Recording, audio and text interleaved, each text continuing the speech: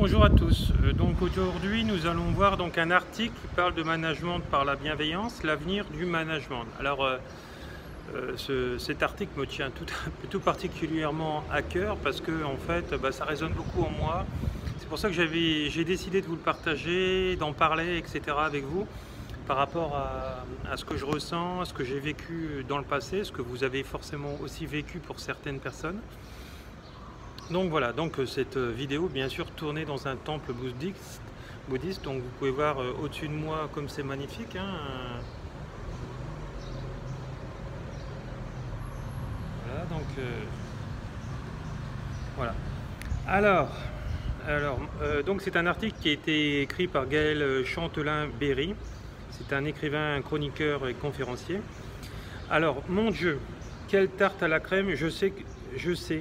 C'est ce que vous devez vous dire en regardant ce titre. Un peu de naïveté ajoutée à quelques bons sentiments, et voilà une analyse, si l'on peut appeler cela ainsi. Alors c'est une analyse forcément cartésienne et de contrôle, hein, qui me fera pas avancer le schmilblick ni de révolutionnement de la pensée universelle. Et là je dis stop, la bienveillance n'est pas un concept naïf ou simplement humaniste, c'est bien plus, c'est un mode de vie et de gestion. Pour en parler très souvent lors de mes conférences et voir la réaction de mon audience, le sujet semble au cœur des préoccupations des salariés.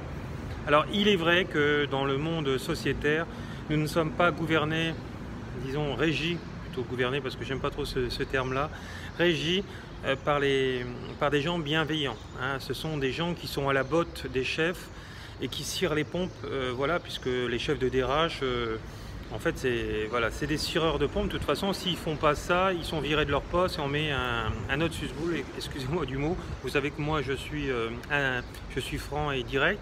Donc, il faut appeler un chat un chat. Mais ça, c'est lié encore à des enseignements. Et donc, voilà. Donc, dans la société, si on veut qu'une société fonctionne, il faudra une société bienveillante, bien sûr, hein. Donc, une société, une entreprise, etc. Voilà. Alors, seul le dictionnaire de la bienveillance est une disposition d'esprit. Donc, selon le dictionnaire de la bienveillance, est une disposition d'esprit inclinant à la compréhension, d'accord, à l'indulgence envers autrui. Tout est dit. La bienveillance est sans aucun doute possible une composante essentielle d'un comportement éthique. Alors, les gens qui seront bienveillants, ce seront des gens en grande majorité qui ne seront jamais malades. Voilà. Pourquoi? Puisqu'ils ne vont pas chercher le conflit à l'extérieur, puisque quand vous cherchez le conflit à l'extérieur, vous allez le ramener dans votre intérieur. Donc voilà, donc je vous conseille que si on vous fait faire des choses qui ne vous correspondent pas, il va falloir faire un autre métier. Hein, voilà, métier frigidaire en attendant, vous faites des formations qui vous plaisent, et puis quand les formations au niveau du travail ont dépassé le métier frigidaire, vous quittez le métier frigidaire. Comme je l'explique lors de mes conférences et de mes formations, etc. Alors, un conseil, s'il faut vous mettre en arrêt de travail, mettez-vous en arrêt de travail et faites ces formations. Voilà, parce que le système profite aussi de vous. Donc, vous pouvez aussi profiter du système. Il n'y a personne qui nous a dit qu'on était obligé. Alors, on nous a formaté depuis à peu près le XVIIIe siècle où il fallait travailler. Nos parents nous l'ont dit, il faut travailler pour une société, pour une entreprise, une grande entreprise, des fonctionnaires. C'est faux, c'est que du bluff. On vous donne des petits salaires et vous voyez que vos petits salaires à l'heure actuelle, le 15 du mois ou le 20 du mois, vous ne pouvez plus finir le mois. Donc c'est à vous à réagir et à dire merde à cette société en travaillant pour vous uniquement et en devenant vous-même votre patron. Moi j'y suis arrivé après 25 ans de fonctionnariat, donc pour vous dire comment j'ai pu lâcher, etc. C'est mon père qui m'a mis là-dedans parce qu'il m'a conditionné quand j'étais gamin et puis je m'en suis sorti tout seul. Alors en entreprise, pour résumer, le mode de management bienveillant est en opposition avec le mode de management pyramidal, prétentieux et parfois agressif, pour ne pas dire malveillant. On a vu avec Orange, avec toutes ces pendaisons, ces suicides, de tout ce qu'il y a eu. Au-delà des individualités, c'est l'entreprise tout entière qui se doit être bienveillante au travers, par exemple, d'une politique RH adaptée. Alors bien sûr, il va falloir mettre aussi des gens qui sont bienveillants et non des gens diplômés à ce niveau-là. Parce que souvent, ça ne va pas ensemble. Alors pourquoi parce que dans les années à venir, l'attachement des individus à leur entreprise génération X et Y sera plus en plus faible. Toutes les études le montrent, plus le temps passe, plus ce seront des personnes qui choisiront leur entreprise plutôt que l'inverse, comme autrefois.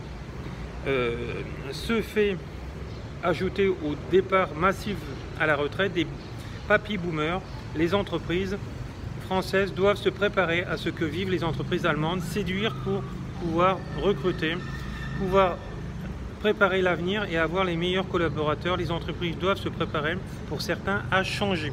Donc il va falloir arrêter de vouloir être un chef, parce qu'un chef, vous êtes en chef en rien du tout, même si vous êtes directeur d'une entreprise. Si vous voulez avoir une collaboration à 100% avec vos employés, si vous êtes dans ce type de personnage, vous devez apprendre les gens avec considération et apprendre à leur parler avec bienveillance, en équilibre, comme dans une relation de couple, comme vous faites avec votre homme ou votre femme. Vous devez avoir cette même approche dans un dialogue cordial. Alors, concrètement, la bienveillance en entreprise, c'est quoi? Une stratégie sera toujours plus efficace si l'ensemble des collaborateurs se sent responsable du choix de celle-ci. 1. Il ne s'agit pas forcément d'être dans un management collaboratif en tout et pour tout, mais pour les grandes décisions, inclure une part de discussion est fondamentale. Un manager n'est pas infaillible et il est rassurant que les équipes, que dans son mode de fonctionnement, celui-ci attendent de ses équipes qu'elle l'aide et non lui tirer dans les pattes comme on peut voir dans le monde du fonctionnariat ou de l'entreprise. Écouter plutôt que de parler. Manager, c'est décider, c'est trancher et choisir. Alors trancher, je suis pas d'accord avec ce mot-là parce que c'est un mot pour moi qui est violent. Hein, il faut prendre des décisions, mais dans l'équilibre de l'autre et de nous-mêmes, forcément. Hein, point d'équilibre. Pour ce faire, il faut avoir tous les éléments en main. C'est à ce titre qu'écouter ses collaborateurs ou ses collègues est fondamental. Non seulement pour prendre de l'information afin d'éclairer ses choix, mais également pour motiver les personnes autour de soi. Alors si ce monde-là ne vous intéresse plus, il faut le quitter rapidement. Voilà, parce que vous savez tous que c'est pas au travail qu'on a l'avancement. Hein. C'est au cirage de pompe beaucoup, malheureusement. Après, il y a quand même des patrons qui font au mérite, mais il y en a très peu, malheureusement. Ils ne sont pas tous en bienveillance, hein, malheureusement. Alors, c'est écouter en prêtant attention et en respectant la valeur de la parole de son interlocuteur. C'est avec ce type d'écoute que sa propre réflexion devient plus riche. Moi, j'ai vu, par exemple, ici, avec le restaurant, par exemple, de Vannes, est-ce que les entrepreneurs français, les restaurateurs n'ont pas compris, puisqu'elle a un restaurant, eh ben, ses meilleurs employés, pour les fidéliser, ils leur offrent voilà, un scooter Honda, sans vouloir parler de marque, et voilà, et donc ça fidélise les gens. Quand j'entends les restaurateurs qui se plaignent, qui ferment le restaurant parce qu'ils n'arrivent pas à avoir d'employés, c'est parce que déjà ces gens-là aussi, alors il n'y a pas que ces professions-là, hein, bien sûr, c'est parce qu'ils sont aussi dans des énergies négatives et ils pensent aussi négatif, donc forcément ils vont récolter aussi des gens qui sont dans des énergies équivalentes. Hein. Ce que je sème, je reçois. Voilà. Même si on ne veut pas l'entendre. Hein.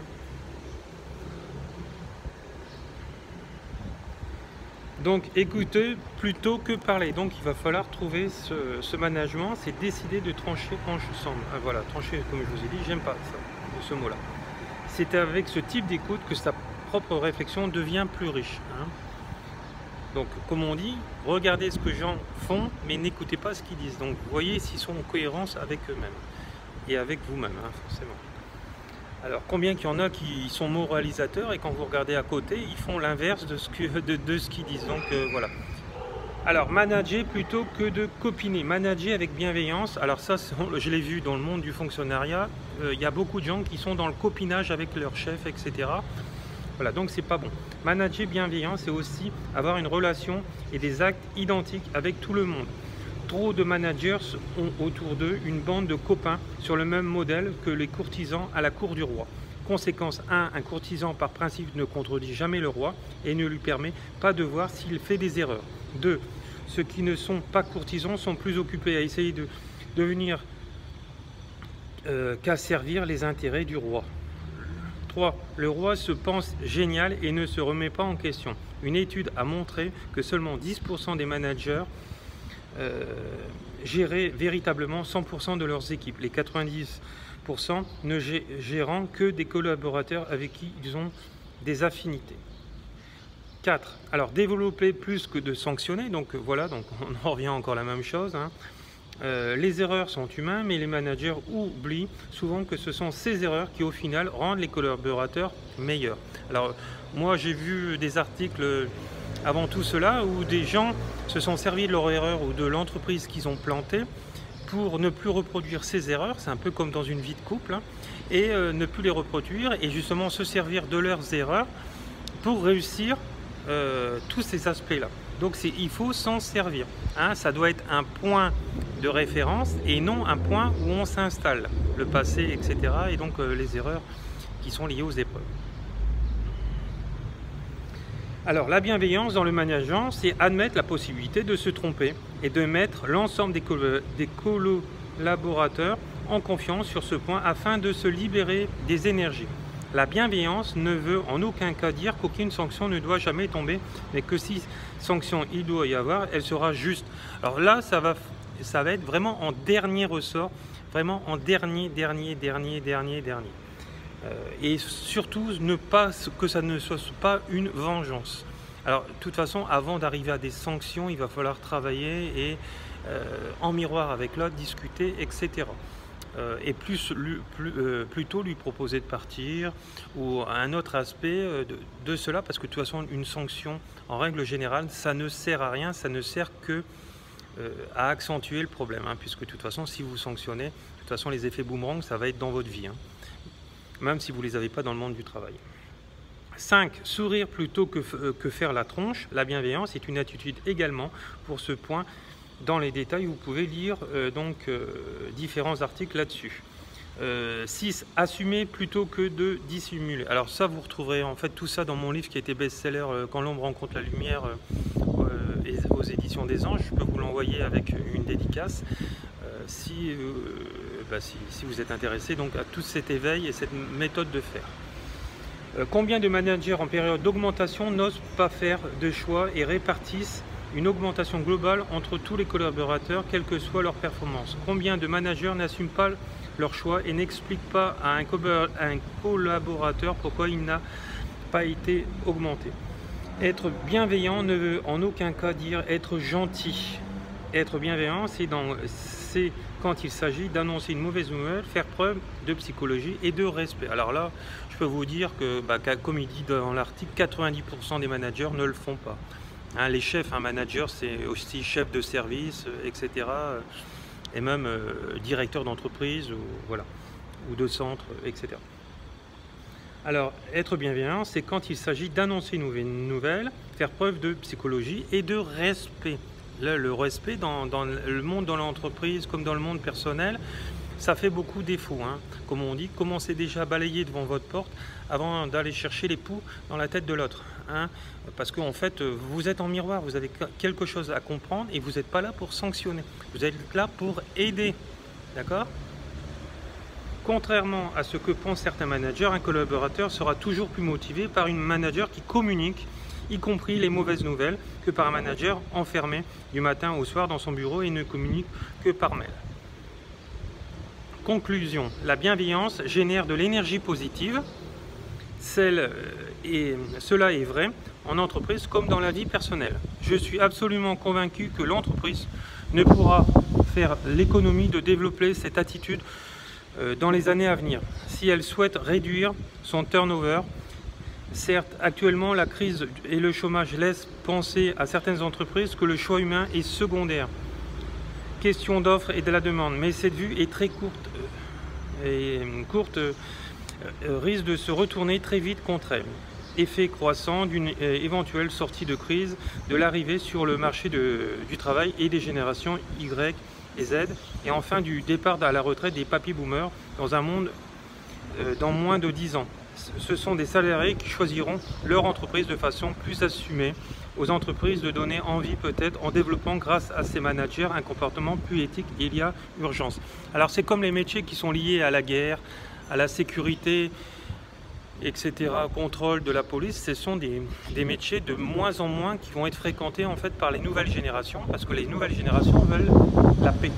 Et actuellement, on voit que tout est manipulation, que tous ces métiers sont manipulés et ils sont obligés d'obéir à des ordres complètement déséquilibrés. Donc voilà, appelons un chat, hein, voilà. Alors cet article est de Gaël Châtelain. Voilà, donc voilà pourquoi l'utilité de parler en bienveillance, c'est nécessaire pour arrêter toute conflictuologie. Et il va falloir s'inspirer un peu plus du monde anglo-saxon. Tout ce qui est Amérique du Nord, ils savent beaucoup mieux manager. C'est vrai qu'ils utilisent beaucoup de psychothérapie cognitive aussi dans ces techniques de management. Voilà, donc, alors c'est sûr, nous en tout cas dans le monde français, souvent on met des gens diplômés à ces têtes, mais ces gens de ces services RH, etc. Mais ces gens-là n'ont que la compétence de leur diplôme, ils n'ont aucune compétence humaine. Donc c'est vrai que ce qu'il faut, c'est mettre des gens qui ont du vécu, qui savent parler aux gens et qui ne sont pas toujours dans l'intérêt du chef. Et voilà, on trouve un point d'équilibre pour le salarié. Et voilà, comment vous voulez avoir de vos salariés le maximum de la participation si vous leur parlez mal, si vous les menacez. Voilà, ça ce n'est pas être dans la bienveillance. Donc voilà, donc il va falloir apprendre à gérer vos émotions, à parler correctement. Ça je l'apprends dans le stage les blessures de l'âme, guérir ces blessures de l'âme, l'atelier être soi, disons c'est une formation de 2 jours que nous faisons en international, donc en partant donc de France, en passant par les Caraïbes et donc jusqu'à Montréal. Et voilà, c'est quelque chose qui est hyper intéressant, et c'est quelque chose qui va vous apprendre à ne plus souffrir, à ne plus laisser le pouvoir à l'autre de vous faire du mal, et pouvoir être en conscience et diagnostiquer le vrai du faux quand on vous attaque et répondre avec la voix de l'âme. Alors ça c'est génial, et en face de vous le ballon de l'ego va se dégonfler au maximum et la personne va revenir en général en bienveillance. Alors quand j'ai toujours utilisé cette phrase là, ça a toujours été en bienveillance, donc et le retour aussi des personnes. Donc voilà, donc on peut apprendre, il va falloir apprendre et ne pas garder ses colères en soi, ses frustrations, et surtout encore moins les déverser, parce que déverser ses colères sur l'autre par la parole, etc. C'est comme si vous rentriez dans un match de gants de boxe, dans un combat de boxe physique, et ça fait tout autant mal. Donc apprenez à sortir de cet enfant blessé et travailler sur vous plutôt que d'aller reprocher les choses à l'autre. N'oubliez jamais que tout ce qui vous dérange chez l'autre, vous l'avez en vous à le régler systématiquement. Voilà. Sinon, ça ne vous impacterait pas autant. Voilà, beaucoup d'amour. Vous aurez tous les éléments pour pouvoir me joindre sous cette vidéo. Les stages, les formations, les soins, etc. à distance ou en cabinet. Et voilà, donc la formation de développement personnel, la tournée internationale que je vous ai dit pour cette année, pour 2020, l'année qui arrive, on n'est plus à 1 mois près maintenant, commencera du mois d'août au mois de septembre. Vous aurez l'agenda quand il sera fait. Pour l'instant, il n'y a pas d'agenda, donc on passera du nord au sud déjà de la France, ça c'est sûr, et puis après d'autres pays à côté. Voilà, nous cherchons aussi des coordinateurs, des coordinatrices dans certains lieux. Donc n'hésitez pas à poser votre candidature. Vous avez donc pour les coordinateurs, coordinatrices, vous avez des avantages bien sûr par rapport à tous ces stages, etc. Merci, au revoir et beaucoup d'amour. Bonne journée à tous dans cet endroit magnifique.